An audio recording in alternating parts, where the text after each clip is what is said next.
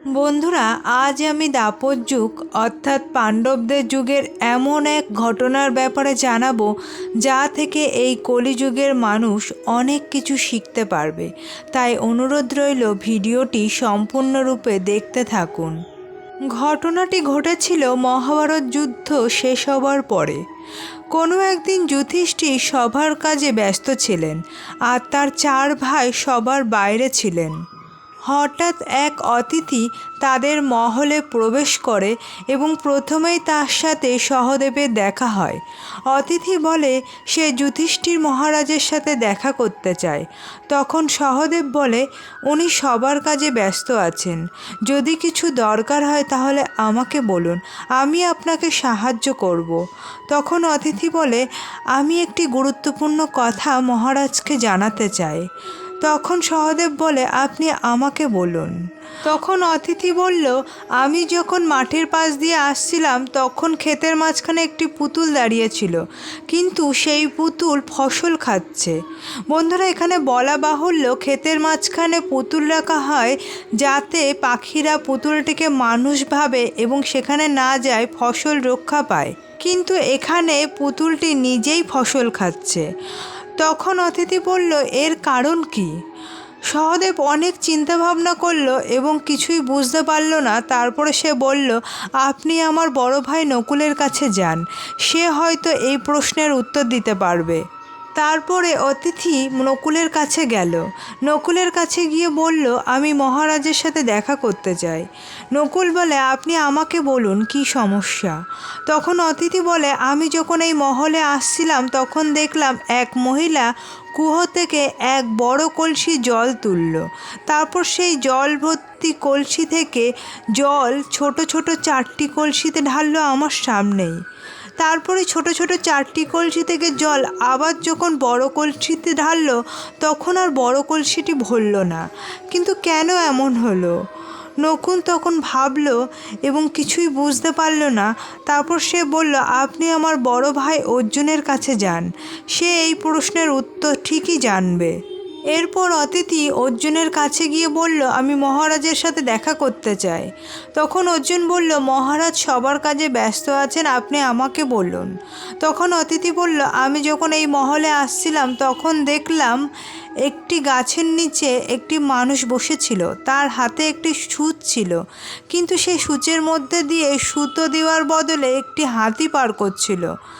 কিন্তু অদ্ভুত বিষয় হলো হাতিটি পার হলেও হাতির লেজ পার হচ্ছিল না। এটা কি করে সম্ভব হলো? তখন অর্জুন বলল হাতি কি করে পার হবে, আর যদি হাতি পারও হয়ে যায় তাহলে লেজ কেন পার হবে না? অর্জুন অনেক ভাবলো। তারপর সে বলল আপনি আমার বড় ভাই ভীমের কাছে যান। তারপর অতিথি ভীমের কাছে গেল। ভীমের কাছে গিয়ে বলল আমি মহারাজের সাথে দেখা করতে এসেছিলাম। ভীম বলল আপনি আমাকে বলুন কি সমস্যা হয়েছে।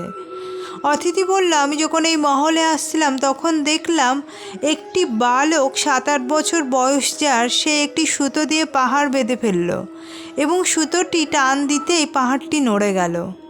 তখন ভীম অবাক হয়ে ভাবল একটি বালক কী করে পাহাড় নাড়ল। এরপর ভীম অতিথিকে বলল আপনি বসুন, আমি মহারাজের কাছে যাচ্ছি। তারপরে ভীম মহারাজের কাছে যাওয়ার আগে সে নকুল, সহোদর ও অর্জুনের কাছে গেল। গিয়ে পুরো বিষয়টা বলল এবং 4 ভাই আলোচনা করলো যে এই অতিথি আমাদেরকে 4 জনকে আলাদা আলাদা প্রশ্ন করেছে। এরপর তারা সবাই মিলে মহারাজের কাছে গেল, মহারাজকে সমস্ত বিষয়টি বলল এবং তখন মহারাজ বলল চলো সেই অতিথির কাছে।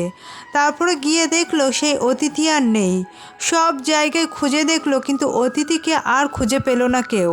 এরপর যুধিষ্ঠির তার 4 ভাইকে জিজ্ঞাসা করলো এই অতিথি তাদেরকে কি প্রশ্ন করেছিল। 4 ভাই প্রশ্নগুলির কথা বলল এবং সব শেষে যুধিষ্ঠির বলল এ তো কলি অর্থাৎ কলিযুগ। তখন ভীম বলল আপনি কি করে জানলেন এটি কলি, আপনি তো এই অতিথিকে দেখেনইনি। তখন যুধিষ্ঠির বললেন ওনার প্রশ্ন শুনে বুঝতে পারলাম সে কলিযুগ হয়। তখন 4 ভাই বলল ভ্রাতা কী ছিল এই সব প্রশ্নের উত্তর।